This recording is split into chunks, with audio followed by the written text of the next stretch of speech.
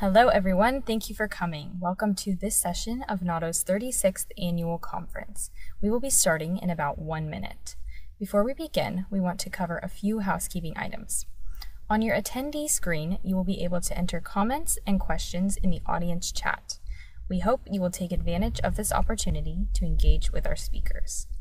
This session is being recorded. The recording will be available in approximately 1 day by returning to this session in the agenda. We recognize and thank our Petabyte sponsor, the California Healthcare Foundation. All conference sponsors have virtual booths available during the conference in the sponsors section. At the booths, you can learn more about the sponsors, review materials, request contact, and collect game tokens. We hope all attendees will take a few minutes to visit each sponsor's booth. During each conference session, watch for a game token that you can collect for a chance to win a grand prize worth $250 or one of several prizes worth $50. Now I will turn the stage over to Charles Hawley, NAUTO's Director of Projects, who will start today's session. Charles, you have the stage. Thank you, Maren, and thank you all for being here at this session on innovations in overcoming technical challenges to meet stakeholder needs. This is typically where I plug a sponsor. This particular session doesn't have a sponsor, and so let me just say quickly that please go take a look at sponsor booths and review the information that they have for you all. Without further ado, I will introduce Julia from Civic and let her introduce the speakers for today's session. So thank you, Julia. Yeah, thanks so much, Charles. So today we're going to be talking about some exciting things related to innovations and overcoming technical challenges to meet stakeholder needs. So we're going to kind of take a journey across the country, and we're going to start off actually with the CDC with Angela Werner. So take it away, Angela. Hey, my name is Angie Werner, and I'm CDC's Environmental Public Health Tracking Programs Science Development Team Lead. Today, I'm going to be talking to you about our various sub-county efforts. This slide just gives you a really quick overview of the different topics that I'm going to be talking about today. The Environmental Public Health Tracking Program, for those of you who don't know, consists of CDC and a host of partners, including state and local health departments, federal partners, national organizations, and other key groups. Our 26 recipient health departments are funded to build and implement local tracking programs and data networks. To help extend our reach, we work with the Association of State and Territorial Health Officials, or ASTO, to help unfunded health departments participate in various activities like submitting data and participating in our various working groups. We use our broad network of experts, data, and tools to connect environmental and public health information in one place. You can see the extensive list of topics that tracking covers, from environmental hazards and characteristics to exposures and health effects, as well as population traits. We work closely with our national partners at CDC, EPA, NASA, NOAA, and elsewhere to obtain national level data. If national level data are not available, then we work with our funded partners at the state and local levels to obtain data. Tracking serves up data and information that meet different needs and inform decision-making at local, state, and national levels.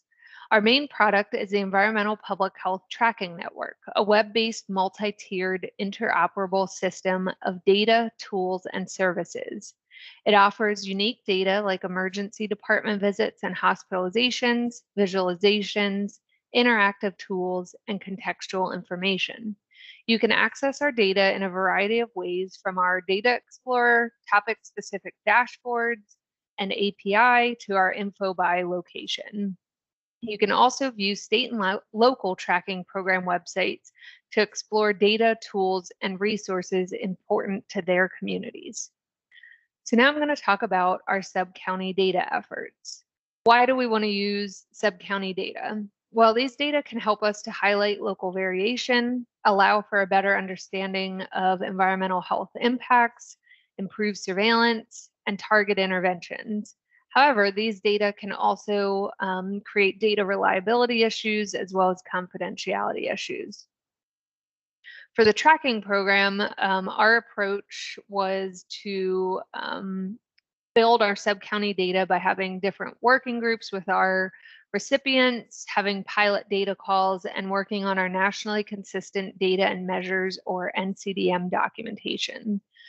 We've had conversations about amending data sharing agreements, and we needed to look for solutions that were systematic across time, space, and data, given the various considerations on the bottom half of this slide, including compatibility, ensuring protection of confidential data, and communications and technical issues with the display. So our first component is geocoding. We wanted to have a geocoding standard so we could have consistency between states, years, and data sets. We wanted a minimum acceptable level of quality that was documented and had understandable error noted. So for our standards, we went through different pilots and worked through one of our working groups and decided to have various categories of precision, including high, low, and unknown for the sub-county data. We talked about specific issues and decided how to handle those in the standards, including rural routes, PO boxes, and group quarters. In the end, we came up with a set of standards that has recipients or their partners document how the geocoding process went, including the software used, the total number of records, records removed, how special issues were handled, and the precision, amongst other things. These standards are now shareable and in their final form, but still always up for working and being edited based on different issues that come up as our recipients and partners use the standards. The next component is geographic aggregation. So from one of our pilots, we realized that census tract probably resulted in too much suppression, but we wanted a finer resolution with county. So we tested an intermediate option. I'll quickly go through the methods for that. We basically took population data, health outcome data, and shape files, and then calculated the expected case counts, put those through the geographic aggregation tool, which was created by New York State, and ran that for different population thresholds to aggregate census tracts. We came up with a standardized sub-county geography recommendation. So in looking at a year of data at the census tract level, based on the median case count range, we have different recommendations to maximize the number of geographic units while minimizing suppression and instability. So you'll see that one of the aggregation schemes that we came up with was having a total population minimum of 5,000 persons, and then another that's a minimum of 20,000 persons. And these are rare and common outcomes in the context of tracking. So here's an example where you can see the black lines are the new aggregated boundaries, and the red lines are the census tracts that are being aggregated. And this is an example of the 5,000 person aggregation. We went through numerous refinements with our different working groups for this, and you can see what we ended up including in the final aggregation. And then the ones that have the red X are those that we considered and that either didn't work or created additional issues that we did not end up including in the final aggregation. Next, we have population estimates.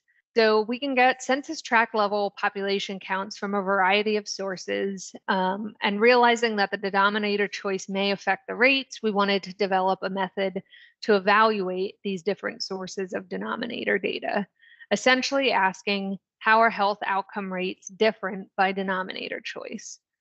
So we started this and are still in the process of doing this, but there's a few different ways that we're looking at this. So the first is just looking at the distribution, then looking from one geography to the next, asking, will the same rate be categorized differently by the denominator? So if we're using different denominators, and then looking at the applied public health perspective.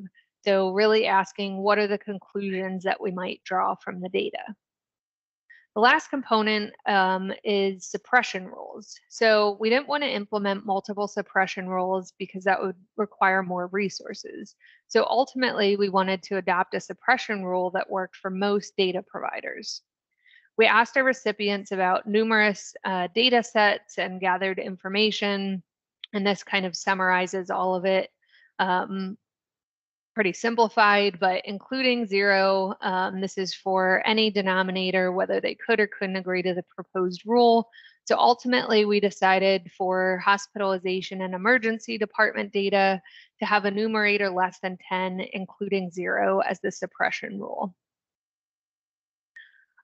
This slide gives an overview of our various activities that were recently completed or will be completed. So we have another round of our secure data display for our sub-county hospitalization and emergency department data, incorporating feedback from last time. We have our upcoming fall data call where we'll be collecting hospitalization and emergency department census tract level data. We would like to work to get more states to be able to submit sub-county data, and this could include creating data sharing templates, discussions with hospital associations, and sharing resources. At the end of this year, we'll be publicly displaying sub-county cancer data, and then we'll also be starting another round of piloting for additional cancer types. We're working on imputation best practices for the geocoding standards, continuing work on the population estimate evaluation, disseminating all of this in our documentation on GitHub so others can make use of these resources, and creating and evaluating sub-county geographies using the 2020 geographies. So I just wanted to thank everybody who has worked on this. It's several years of work reflected here and more to come. So thank you to everybody for your input and expertise along the way.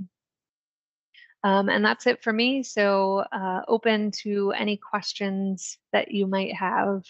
Thank you.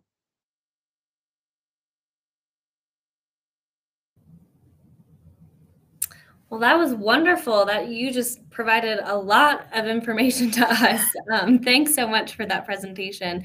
And just a reminder to the folks who are listening in, just remember that there's a chat function that you can provide some questions. And it looks like we've already got some questions coming through. So before we read through those, I just wanted to ask, are these geocoding standards available for external partners to use? And if so, where can we find them? Yeah, they are available, and we currently have partners using them, and our recipients, not all of them, but some of them have started using them. And so our plan is to put them up on a GitHub page, and that's where we're going to start transitioning, putting all of tracking's documentation on that GitHub page.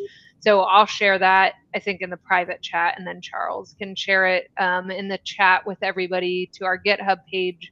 Eventually they'll be on there, but in the meantime, you can email me at awerner@cdc.gov to get a copy. And we're not viewing them as like final, so they're sort of final, but still a living document. So if anybody does look at them and start working with them, we're definitely open to any feedback or comments, things that we might be missing in there. So please do take a look and give us feedback. Wonderful. And it looks like Rich asked a question, how long did it take to establish the geocoding rules and aggregation? It's a great question. A long time. Yeah, I think, I mean, we did a pilot project in 2014, and that was kind of when we realized that accepting different geographies and all of that wasn't going to work for us.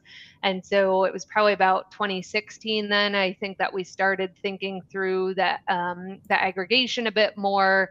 And then, I mean, we really only finalized those probably last year, and we're still kind of talking about, any additional refinements kind of going into the 2020 census. And then similar with the geocoding standards, because I think all of these things have been an iterative process. And so, we've maybe thought that, okay, everything seems good, but then, maybe had another issue come up that we didn't really think about, and had to kind of pilot that and test it. So yeah, it's been a pretty long process, but we've gotten a lot of good input along the way.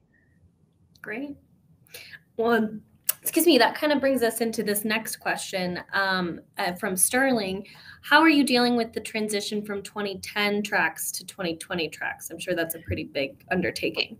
Yeah, so I think we made the decision as we were working on the 2010 boundaries and creating the aggregations that we would do anything 2019 and prior would get geocoded to the 2010 boundaries and use those aggregations that I talked about.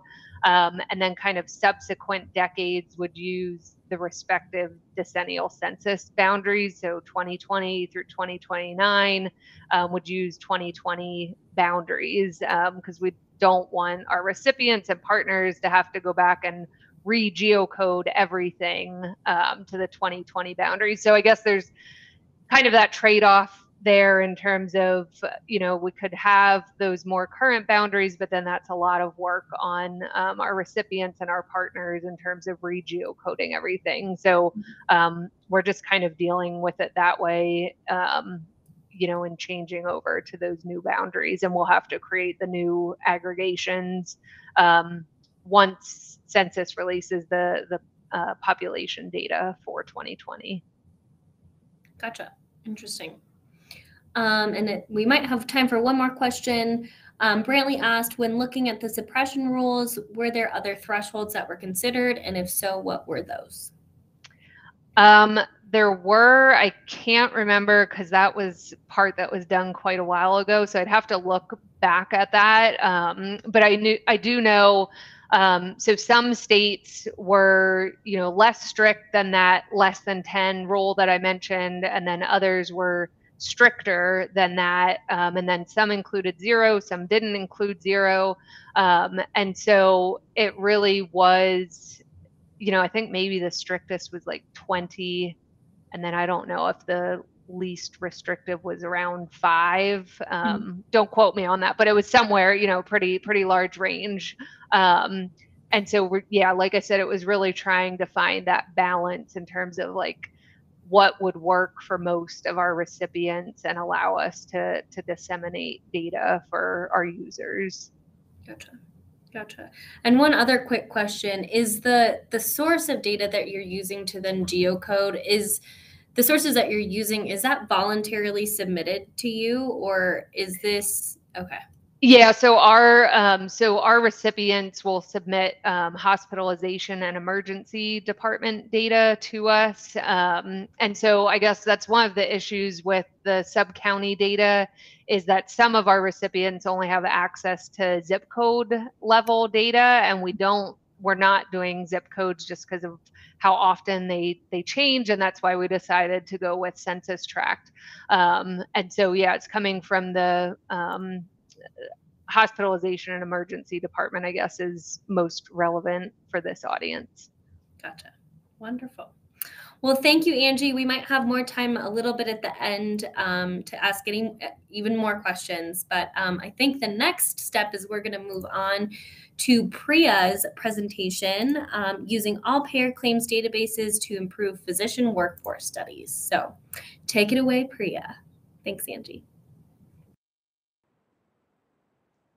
Hi, everyone. Today I'll be discussing using all payer claims databases to improve physician workforce studies. And this is joint work between myself, Reena Gupta, Boyd Gilman from Mathematica Policy Research, and we did this work in conjunction with the Maryland Health Services Cost Review Commission. So physician workforce projections are an important tool that can help inform policies related to the medical workforce.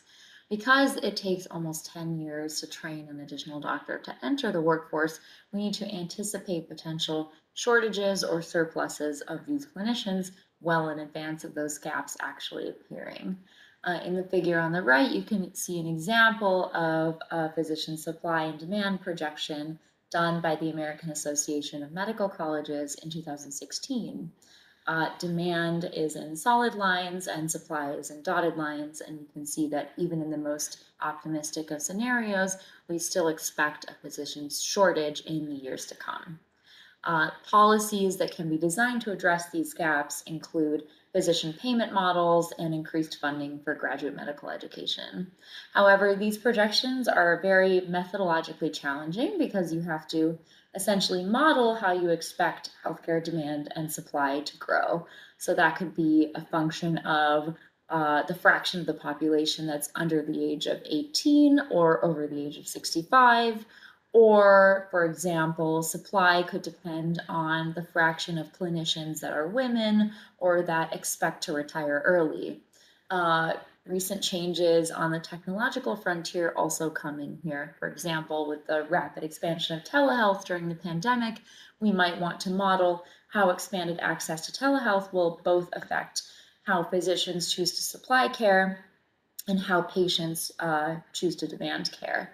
So they're very methodologically challenging, and the issue is with all those parameters that I just listed, in order to build a model of the physician workforce, you need to estimate parameters for each of those pieces. So you need to estimate what fraction of the workforce is female, what fraction of the population is under a certain age or demanding a certain type of care. Those parameters can suffer from a few different issues because typically you tend to get them from either an existing study in the literature or from a large survey or just an estimation on your own part. So they can suffer from power issues, precision issues. They are often not specific to the state or the specialty that your workforce projection is actually focused on, or they may be outdated. It might be based on a paper or a survey that is from 5 or 10 years ago, whereas the policy landscape and the health landscape has completely changed since then.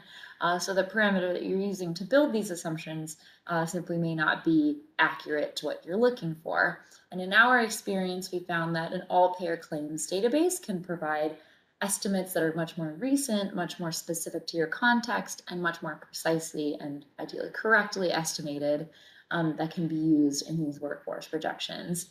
So I'm going to describe 3 ways in which we used Maryland's all-payer claims database, which is called the Maryland Medical Care Database, to improve on estimates of a few different aspects of these projections. So the 3 aspects where we found an all-payer claims database was very helpful was first in estimating the actual size of the physician workforce, second in estimating the amount of time that each of those physicians actually spends providing clinical care, as opposed to teaching, doing administrative work, or doing research.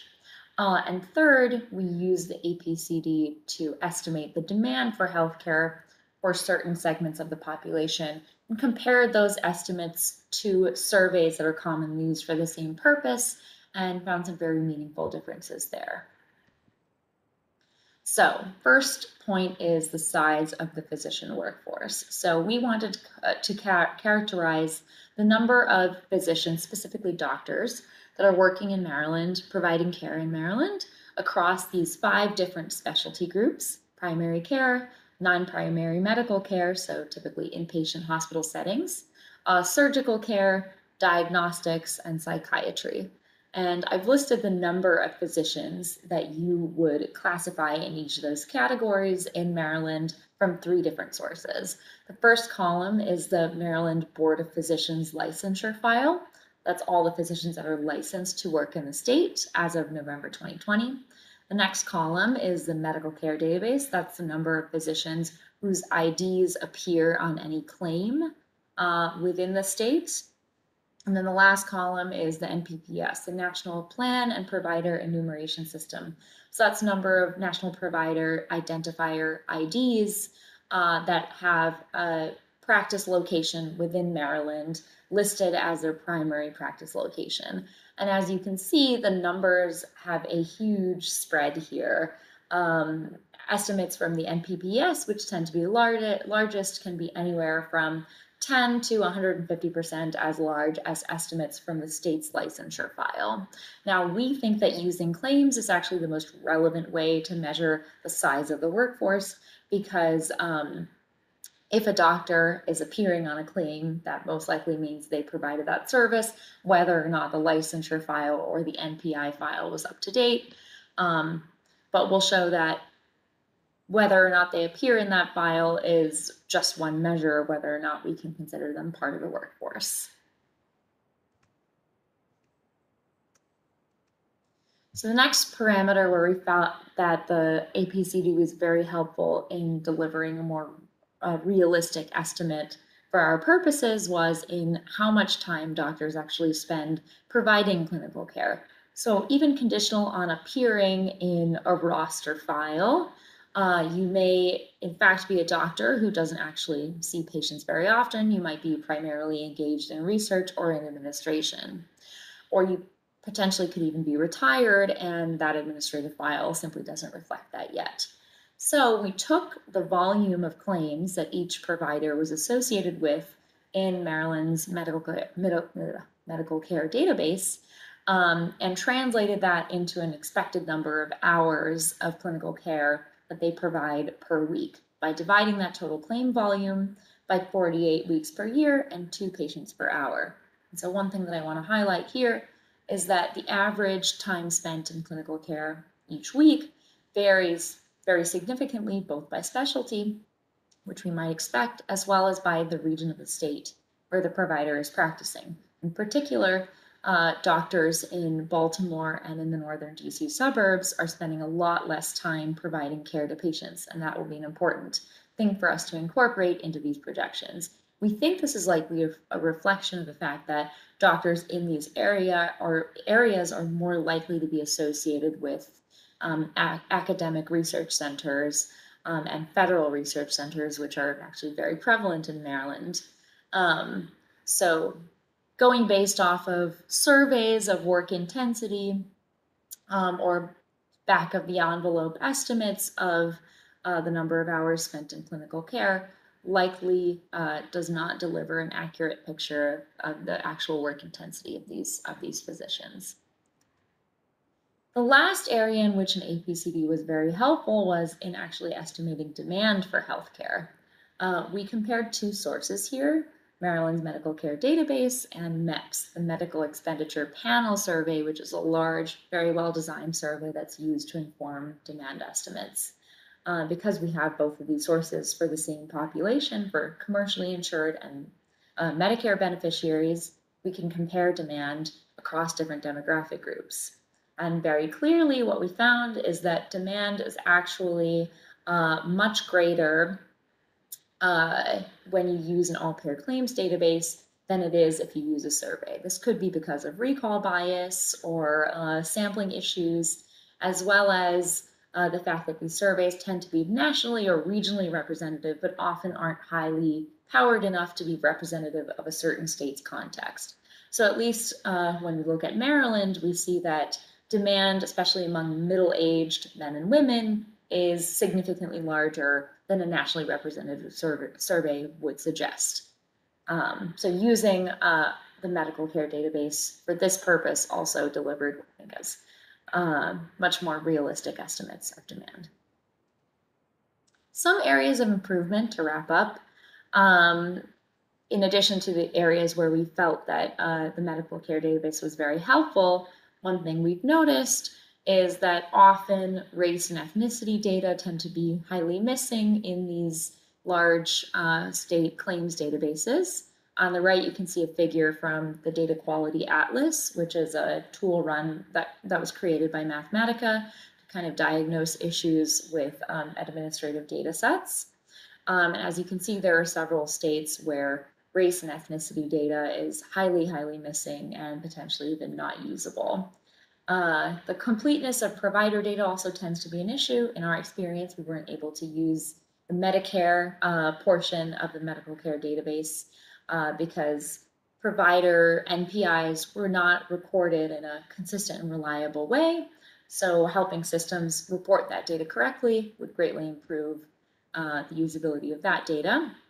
And then, of course, a lot of all-payer claims databases don't actually include people who are uninsured, as well as in Maryland's case, those who are on self-insured plans. So we needed to make some imputations to account for those people.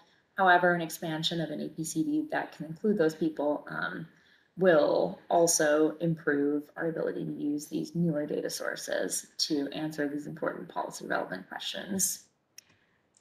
So that is a brief summary of the work that we did for Maryland. I'm happy to take any questions now as well as over email. Thanks. Great. Thanks so much, Priya. That was wonderful. Again, just reminding the audience, if you have any questions, feel free to drop it in the chat. But I have a quick question just from my own understanding. So I have experience, I'm working in Colorado. I work with the Colorado All-Payer Claims Database. So all of what you're saying sounds very familiar to me.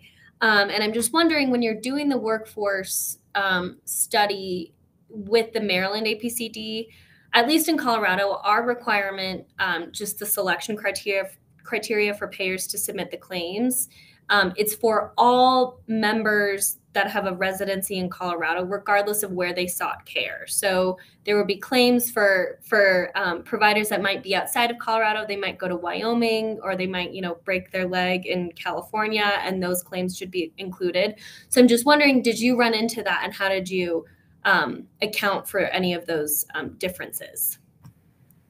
Yeah, so it's a good question, because there are a few different kind of geographic indicators in the claims, and you could exclude or include events based on any of those. So we focused on visits that were happening at Maryland facilities, including those by non-Maryland residents, because if there are people outside of the state that are traveling in the state for care, that technically does represent a demand on the Maryland physician workforce's time. And we didn't include demand from residents who are traveling outside of the state, because if you are leaving the state for care, then technically you are not a demand on the Maryland physician's time. However, that is an assumption that travel is not reflective of a shortage that actually needs correction within the state. And so when we considered accounting for patient travel within the state, because you can see, patient zip code and then the location of the facility where they received care, we opted not to correct for patients traveling across the state, because we felt that could potentially be reflective of a shortage in your area where the patient is from. So yeah, there are a lot of decisions we made there. But I think that is one of the strengths of an ABCD, is that you have geographic information on the patient, you have geographic information on the point of service, and then you also have geographic affiliation information on, the providers. So actually in Maryland, there are tons of providers that are affiliated with Washington, D.C. that are providing care within the state. And, something like the NPPS wouldn't reflect that, but you can see it in the claims. Right. So yeah. That makes sense. Yeah, very complicated, I'm sure. It looks like we have a question, and I think I understand what the question is. So this is in the chat. They said, I noticed the data set had different time horizons. How comfortable are you with specialty 1 group counts 2018 through 2020 versus claims volume in 2018? I'm not sure I'm understanding that. How comfortable am I with what? With specialty 1, it might be 1 or I group counts 2018, 2020 versus claims volume 2018. And we might not, we can move on. As well. Yeah, we used all of the claims data that we used was from 2018, and then the provider data was from 2020. Because we needed to match the information on the providers in the claims, with their names and where they stated their practice location, address as, and things like that. So there is a little bit of a lack of overlap. There were providers that that were listed on a claim in 2018 that are no longer in the 2020 NPPS, potentially because they moved or they retired or anything like that. One thing we can do is not restrict the provider's geographic location in the other source data that we have. Maybe you moved from Maryland, you practice in a different state. But there is a somewhat lack of overlap because the claims data was from a different year. But that's just something that we have to account for. There are going to be some missing providers that don't have information. Some people that were treated by a provider that's no longer appearing as registered. And then, just definitely. Yeah, allocate that to some Makes of the sense. Makes sense. And I have one more question. Do you plan to use this methodology, or have you used this in other states with other state APCDs? We have not. I mean, we're going to be working on it's not a workforce projection, but it's a physical capacity projection. It's the capacity of, I believe, outpatient surgery beds in Vermont. So similar concept, but not about the sufficiency of people, but about the sufficiency of capital, which actually makes it easier because people can decide to retire at different rates and enter the workforce at different rates. Usually the number of beds is just how many beds there are plus how many beds you decide to add. So yeah, I think that will use many kind of similar ideas and things that we developed from this analysis. I think one thing we took away from this that we'll definitely be careful about going forward is just knowing that even though all is in the name, all payer claims database, the populations that are excluded become very important. When you don't have uninsured people in an all payer claims database, you've got to become very creative and very careful about how you extrapolate for their demand and things like that. So yeah, that's definitely something to keep in mind. That is a very good point. I'm glad you brought that up. Well, thank you so much, Priya. I think the next one, and keep in mind, if you have more questions, I think we'll have a little bit of time towards the end to bring anything else back up. But I think to close us out, we're going to bring on Terri, Lynn, and Mike, where they can tell us about using healthcare claims data for analytic success.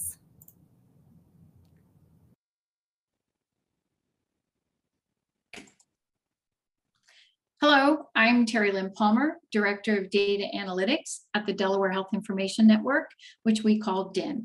I am joined by Mike O'Neill, Chief Executive Officer of MedicaSoft and DIN's technology host. Welcome to our joint presentation about Delaware's claims database. Not all APCDs are alike. Delaware's APCD was authorized by Delaware Senate in 2016. The Act establishes DIN as Delaware's claims database administrator. The use of the claims database is also legislated. Use goals support the triple aim and the advancement of affordable healthcare for Delaware residents. Our presentation goal is to share what we think are our strengths for our successful public use database program. We'll share key points about our operations, governance for the use of the database, and ease of access to support many different types of customers. As often as possible, I will point out processes that stress our collaboration and transparency. Collaboration and transparency are two values we believe are necessary for responsible use of this sensitive and powerful database. Our claims database has significant and intrinsic strengths due to the technology MedicaSoft provides us. I'll have Mike share explanation of our foundational technology. Thanks, Terri Lynn. And what I'd like to do is just give a brief description of the technology platform that underpins the services that Terri Lynn will describe further. First of all, the core platform that DIN leverages for the claims database is the same platform that they leverage for the operation of the state health information exchange. So first, the same platform handles both clinical data and claims data. A few technology notes: it's a completely cloud-hosted platform, hosted in AWS. And from a privacy and security point of view, We have both FedRAMP and High Trust certification for the handling of personal health information. If you take a brief look from the left side of the box to the right side, roughly it follows a data flow where data is ingested. In the case of claims data, we process claims files, we validate them against a data submission guide, do any mapping or preparation, and then that data is loaded into the data warehouse. The same platform does a similar process for clinical data and stores that data in a native FHIR clinical data repository. Data is exposed to transactional applications via the open standard FHIR API.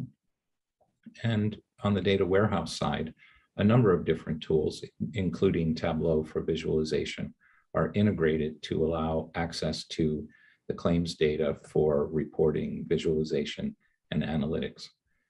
Terri Lynn, we could take a look at the next slide. Sure. Given the flexibility of the platform that DIN leverages here, there are a few options for how claims data is handled within the platform. Currently, for the most part, claims data is ingested, validated, mapped, and loaded directly into the analytics data warehouse, where it's available for all of the analytics and reporting that Terri Lynn will speak about in a moment. If we flip one more slide, there's some additional flexibility that DIN also is beginning to leverage, which is to recognize that claims data sometimes has a purpose to be stored with and alongside, if you will, clinical data in the native FHIR data repository, where it can be made available via FHIR API to other applications. And claims data can then be extracted and loaded into the analytics data warehouse. This is a technology flexibility of the core NXT platform that DIN has begun to leverage in order to take advantage of their position as both the Health Information Exchange and the all-payer claims database. Terri Lynn, with that brief overview, I'll turn it back to you. Thank you very much, Mike. DIN employs a lengthy process to validate the data. There's a lot of detail here. We can come back to this in questions if you'd like to see some more. I do want to point out that before we load to production, we do a number of data enhancements. I'll point out our enterprise person ID, critical for accurate denominators and longitudinal studies. And our latest enhancement, our geocoding for census tract, which supports social determinants of health studies.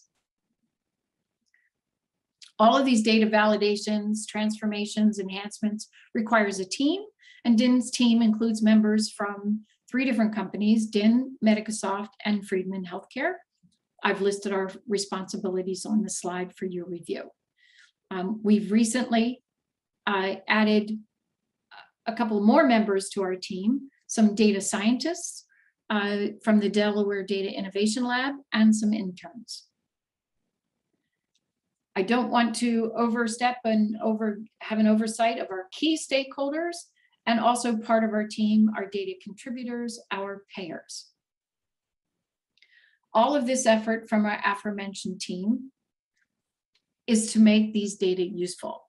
Predictive analytics are a lot easier when data are aligned. Our study conclusions can only be as specific as our data. The yellow highlight here is where our claims database is in our journey to predictive analytics. I have some other examples that we can explore later in how our enhancements help our data. I will move on, however, to our processes for how our data release process governs the use of these data. Each of these data release steps help us maintain collaboration, quality, and transparency in the use of the data. I'll share using a diagram. I've highlighted 2 parts here. The application, all activity in the analytics database require an application that describes the requester's purpose. We have a notification process, and the applications are reviewed by committee. The notification process enables us to maintain our transparency with our stakeholders and our payers. The committee follows business rules and a decision rubric and is held as a public forum. Once an application is approved, we have an iterative process that requires collaboration with the data requester to refine the data requirements so that we can fulfill the application. Our work is never behind the curtain or in a black box. When we deliver an extract, it is a data package, as I have circled here. And that data package includes a summary of the extract, as well as the code that we use to compile the extract. Our value confirmation period, here in the last step, is where we support the customer in their use of the data to be sure the data works for their study design. Some uses of the data, such as those that are posted publicly, require a more extensive stakeholder engagement process. This diagram shows our notification, comment period, respond back, and making adjustments to reports as needed. This ensures that our stakeholders help us ensure accuracy in our analyses. Ease of access is another method of maintaining our transparency and maximizes our usefulness of the data. On our analytics portal, we have public reports, customer workspace, and a payer portal. This is an example of the public reports portal. Our payer portal is under construction, and it's intended to share the quality assessments that we have to do with the data, and we'll go from there for them to do analytics on their own data. This slide has an example of a public website that the Healthcare Commission of Delaware is currently underway, and we have a full stakeholder engagement process before this public website goes live. And our customer portal has a lot of analytic tools, and it's intended for those customers with less analytic resources to use DIN's resources to analyze their data. As I've been sharing, DIN strives for claims database transparency, and we also have a list of, this is a summary, but we have a list of all of our projects that we have in our database on our DIN's website. As a recap, I'd like to share that technology and team to create data quality and usefulness. We use the governance process to ensure equitable and transparent use of the data. Stakeholder engagement to ensure accurate and relevant application of the data, and public portals to ensure ease of access to and visibility of our healthcare information. I'd like to thank our persons who contributed to this presentation. And I'd also like to share that Rich Schroeder is our new Director of Data Analytics at DIN. I am retiring in November, so thank you very much. And I've been very happy serving Delaware Health Information Network and working with MedicaSoft and Friedman. Thank you. Well, congrats on your retirement coming up soon, Terri and Lynn. That's so exciting. Thank you. I'm happy to. Yeah, great. Well, that was a great, wonderful presentation. And it looks like we already, right off the bat, have a question from somebody in the audience. How many applications for data release do you receive per month? And what is the median time it takes for the customer to receive their data? Well, let me start with the median time. So the median time is about 6 weeks. Okay. And as far as an average per month, so far it's feast and famine. So an average really wouldn't help so much. There's different grant sources that are available at different times of the year. So we might get 3 in 1 month, or we have several that are annual, all in the summertime because of dollars that are available, you know, with the fiscal year and wanting to do fiscal year things. So I would say it's more like we did 26 data releases last year, which is our first full year of being able to support applications. Mm-hmm. And I believe we are working on 9 right now here it is September. And I have 3 more that are going to be reviewed in November. Okay. And then are the products that you provide to your data requesters, is it all extracts of data, or do you provide custom reports as well? Most of them are extracts so far. The brave souls, the analysts that are used to doing this. We have a couple of customers that are using our customer portal. One is a self-service customer, so that's a Department of Insurance, and we provide extracts, but they utilize the Tableau and the analytic tool in the customer portal. Another state agency without analytic resources, we built a lot of reports for them to drill down and get the counts that they need, so that instead of them, we started with giving them an extract, and it was a large Excel columns and rows that they wanted to see, and it was just too difficult for them to break it down. And then there's other organizations such as the RAND Corporation, great big extract, the CDC extract, a number of other studies with the hospitals are mostly extracts. So right now, mostly extracts. And then there's another great question in here. Are there lessons that you've learned from the use of FHIR and APIs that might be applicable to creating, linking clinical data with claims data in APCDs? I can tell you the experience that I had with the group with APIs and FHIR was at the start of COVID, when we were given, say, a list of 500 persons, and we needed to analyze those persons.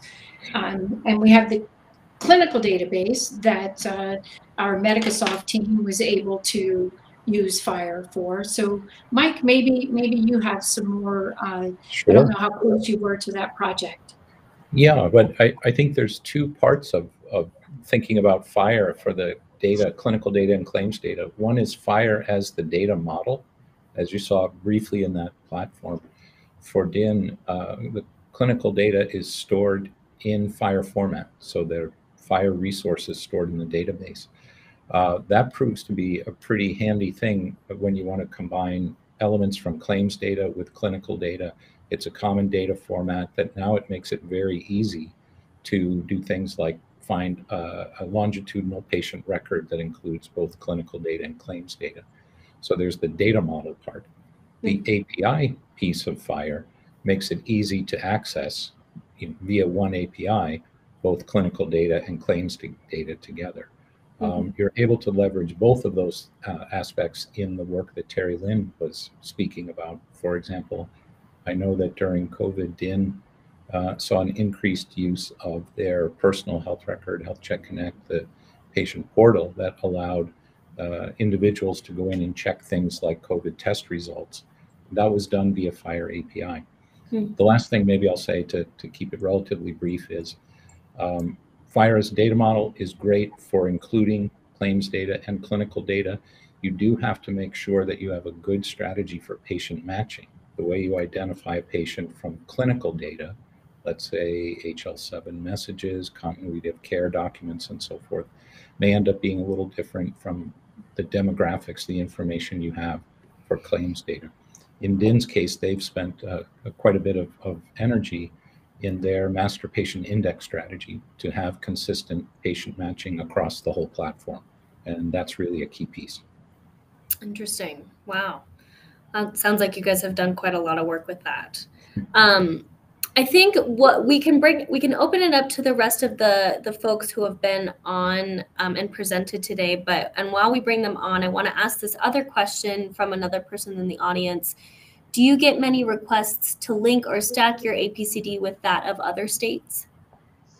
We have not yet. I've had people come to me and say, well, they couldn't get it from another state, so they were just looking for claims data and tried from ours because we do have that process. It's quite well baked, that process. But no, we haven't stacked the claims. We do, however, share the clinical data across states.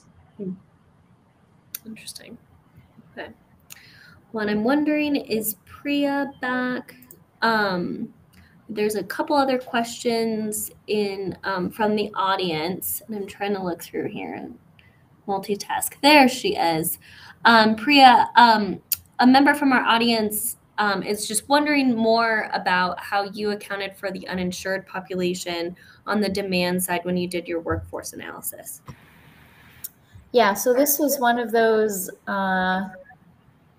issues where we weren't able to come up with a great Maryland-specific solution. Even though this was a workforce projection for the state, what we ended up doing was using the medical expenditure panel survey to estimate rates of utilization of, physician services across those 5 different specialty categories, because MEPS has very good data on, the types of doctors that respondents reported going to see and how often they saw them, as well as information on whether or not they're insured. However, the MEPS survey, while it is very large and has been around for a long time, is only really representative of either national or regional populations. So you can't really make it representative of a given state, especially a state that's not that large, and especially different regions within a state, which was what our level of analysis was. So we ultimately went with an external survey, and then needed to contextualize that part of the model with some discussion around whether or not we think uninsured residents of Maryland are going to have higher or lower utilization than uninsured national average, which involves, becomes very complicated. So I would say it was a weaker part of the model, and a point in favor of finding ways to include claims for the uninsured in these APCDs. Gotcha. Yeah. All right. Well, we have about 2 minutes left, 2 or 3 minutes left, and I want to give everybody a chance. My question to you is, if you could wave your magic wand and make one part of your project easier, what would it be? And we can start with you, Angie, if you don't mind. Putting you on the spot. Yeah, I think, with different states, there's different challenges in being able to submit sub-county data to us.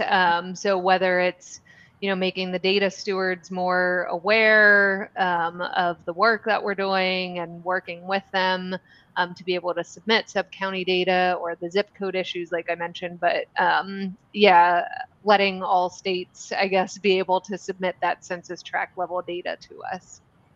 Gotcha. Wonderful. And then Terri, Lynn, and Mike, I don't know if you want to jointly go. I guess you could both go. Mike, you want to go ahead? Yeah. From a technology point of view, a lot of the technology is really, I would say, easy to use in isolation. The challenges come more when we have to introduce policy. Things like patient matching that we mentioned here. There are just so many different approaches and so many different, I hate to say different standards that get used, or proxies for standards, that matching up the policies with the technology, I wish was easier. If it was just technology, folks like us, technology vendors, we would just be sailing on. But fortunately or unfortunately, we have to live in the real world of policy, and that's the challenge. Yeah. Okay, thank you, Mike. And I would say